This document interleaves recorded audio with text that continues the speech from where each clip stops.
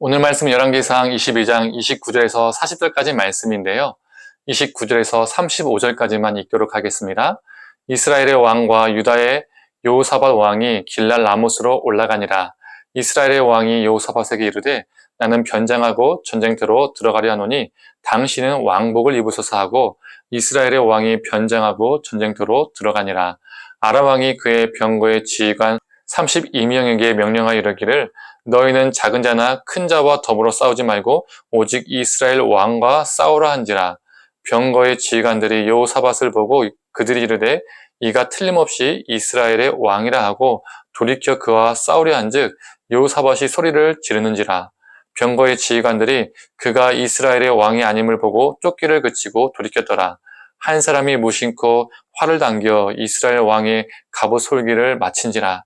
왕이 그 병거 모는 자에게 이르되 내가 부상하였으니 네 손을 돌려 내가 전쟁터에서 나가게 하라 하였으나 이날에 전쟁이 맹렬하였으므로 왕이 병거 가운데에 붙들려 서서 아람 사람을 막다가 저녁에 이름에 죽었는데 상주의 피가 흘러 병거 바닥에 고였더라. 아멘. 아침 묵상을 들으시는 모든 성도님들에게 하나님의 은혜가 있기를 간절히 소망합니다. 아합은 이 미가야의 애언이 마음에 걸렸습니다. 미가야의 애언이 맞는다면 자신은 전쟁터에서 죽게 되니까 말이죠. 그래서 그가 낸 아이디어가 무엇입니까? 자기는 변정하고 자신의 왕복을 남유다 왕 여호사밧에게 입힙니다. 여호사밧에게 네가 대신 죽어라 이런 거죠.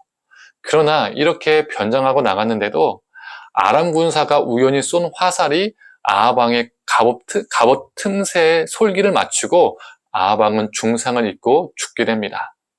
이 아합의 생애가 우리에게 주는 교훈은 무엇일까요? 우리는 그를 악한 왕으로 생각합니다. 그래서 백성들이 그를 안 좋아했을 거라고 생각하죠. 그런데 백성들은 그를 상당히 좋아했을 겁니다. 그는 그 당시 북이스라엘을 최대 강대국으로 만든 사람이었습니다. 풍요의 신도 함께 믿게 해준 왕이었습니다. 실제로 나라도 어느 때보다 풍요로웠습니다. 또 군사적으로도 가나안 땅에서 가장 강력한 나라를 만들었습니다. 실제 일반 역사에서 아합은 가나안 연합군을 결성해서 아수르와 싸운 적이 있었습니다. 그때 아수르의 남진 정책을 막아낸 적도 있습니다. 이 아수르 살마네셀 3세의 비문에도 기록될 정도로 이 아합은 강력한 군사를 가지고 있었습니다. 그리고 오늘 본문 39절을 한번 읽어볼까요? 아합의 남은 행적과 그가 행한 모든 일과 그가 건축한 상하군과 그가 건축한 모든 성읍은 이스라엘 왕 역대 지략에 기록되지 아니하였느냐. 그는 상하로 궁궐도 짓고요, 대규모 건축 공사도 많이 일으켰습니다. 그만큼 나라 살림을 잘했다는 거죠. 나라 살림이 융성했다는 겁니다. 이런데 백성들이 그를 안 좋아했을까요? 그는 인기가 많았을 겁니다. 그는 소위 세상적인 복을 다 가지고 다 이룬 사람입니다. 그러나 성경에는 그의 치세, 그의 업적에 대한, 그 위대한 업적에 대한 기록은요, 거의 없습니다. 거의 삭제 수준입니다. 삭제 수준. 성경은 그의 업적에는 관심이 없습니다. 성경은 그가 하나님과 어떠한 관계에 있었는가에 관심이 있죠. 그 당시 이스라엘 백성들은 아합의 치적을 기렸겠지만 100점 만점에 100점 왕으로 기억하고 있을지 모르겠지만 추대했을지 모르지만 하나님은 전혀 다른 방향으로 아합을 채점하셨습니다. 이런 맥락에서 볼 때 우리는 흔히 복받았다라는 표현을 조심해야 합니다. 우리는 복받았다, 은혜받았다라는 기준이 상당히 세속적인 기준일 때가 참 많이 있죠. 사업이 잘 되고 직장 승진하고 자녀가 좋은 대학 들어가고 성공하고 이런 걸 하나님이 복 주셔서 하나님이 은혜 주셔서 이렇게 잘 됐다라고 말하는 경우가 있습니다. 세상이 말하는 기준과 전혀 다를 바가 없는 것이죠. 동일한 경우가 너무나 많습니다. 기준은 동일한데 하나님의 이름만 쏙 들어간 거죠. 하나님의 이름이 첨가물이 된 것입니다.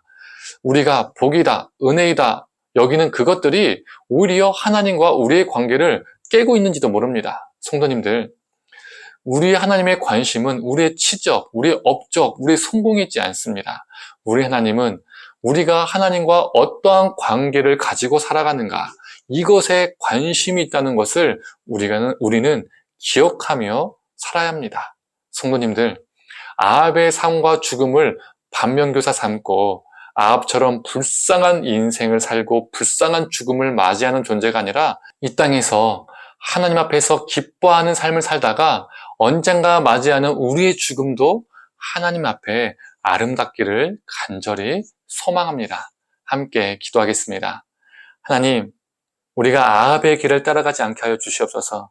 아합을 반면교사 삼아서 하나님 이 땅의 성공과 이 땅의 치적과 이 땅의 업적을 위해서 우리가 살아가는 것이 아니라 하나님 그것 하나님께서 보시고 우리를 기뻐 받으시고 잘했다라고 채점하시는 것이 아니라 이 땅에서 우리가 하나님과 어떠한 관계를 가지고 살아가는지를 관심을 두시고 지켜보신다는 것을 기억하면서 하나님 이 땅에서 하나님과 깊은 관계, 하나님을 기쁘시게 하는 삶을 살게 하시고 또 우리 인생의 마지막 순간에도 하나님을 기쁨으로 맞이하는 우리 인생의 마지막 그 죽음도 하나님 앞에 아름다울 수 있는 존재가 되게 하여 주시옵소서.